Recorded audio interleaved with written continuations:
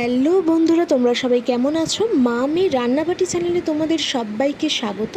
মা জামাই ষষ্ঠীর স্পেশাল মাটন বানাচ্ছে, তাই তার জন্য বড় বড় সাইজের 5টা পেঁয়াজ, একটা বড় আলু, 2টো মিডিয়াম সাইজের টমেটো, মিডিয়াম সাইজের আদা, 2টো ছোটো ছোটো রসুন, কিছুটা ধনেপাতা, স্বাদ মতো লঙ্কা নিয়ে নেবে। তারপর কিছুটা পেঁয়াজ আমরা ভাজবো আর কিছুটা পেঁয়াজ ওই আদা রসুনটার সাথে পেস্ট করে নেব।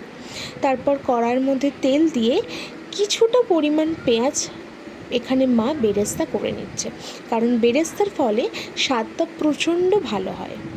তারপর ওই যে আলুগুলো কেটে রেখেছে সেই আলুগুলোকে হালকা লাল করে ভেজে নিচ্ছে। তারপর ওই তেলের মধ্যেই 2টো শুকনো লঙ্কা, 2টো দারচিনি, 2টো এলাচ দিয়ে তারপর কিছুটা পেঁয়াজ দিয়ে হালকা নাড়াচাড়া করে নিচ্ছে। যতক্ষণ না লাল হয়ে যাচ্ছে ততক্ষণ কিন্তু নাড়াচাড়া করে নিতে হবে।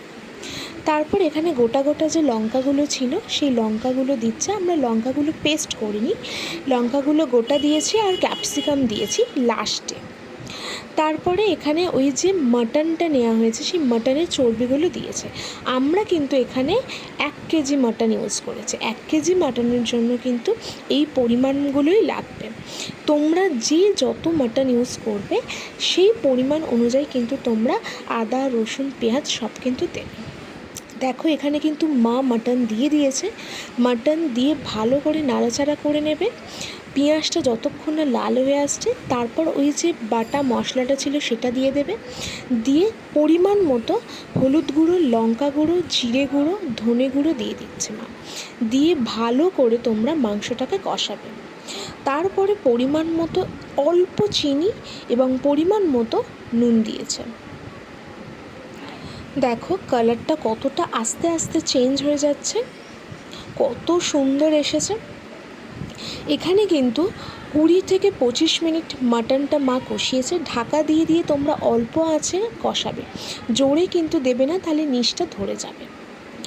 তারপর কষানো হয়ে গেলে মা আলুগুলো, এই যে ভাজা আলুগুলো ছিল সেই আলুগুলো দিয়ে দিচ্ছে, দিয়ে ভালো করে নাড়াচাড়া করে নিচ্ছে। তারপর প্রেশার কুকারে এখানে গরম জল বসিয়ে নিয়েছে। মাংসটাকে এবার সেই প্রেশার কুকারে দিয়ে দিচ্ছে। তোমরা কিন্তু জলটা ভালো করে গরম করে নেবে, ঠান্ডা জল কিন্তু দেবে না। তারপর দেখো মাংসটা কিন্তু মা দিয়ে দিয়েছে। এখানে কিন্তু 5টা সিটি দিয়ে নিয়েছি আমরা। তোমরা তোমাদের মতো সিটি দিয়ে নেবে, 5টা 6টা, আমরা এখানে 5টা দিয়েছি। তারপর ওই যে ভেজে রাখা বেরেস্তা ছিল, বেরেস্তা এবং ধনেপাতা দিয়ে দিচ্ছে। আর এখানে কিন্তু আমরা শাহি গরম মশলা ইউজ করেছি, তোমরা কিন্তু শাহি গরম মশলা ইউজ করবে, টেস্টটা খুব ভালো হয়। আর দেখো তোমাদের সাথে কথা বলতে বলতে মাটন পুরো রেডি হয়ে গেল।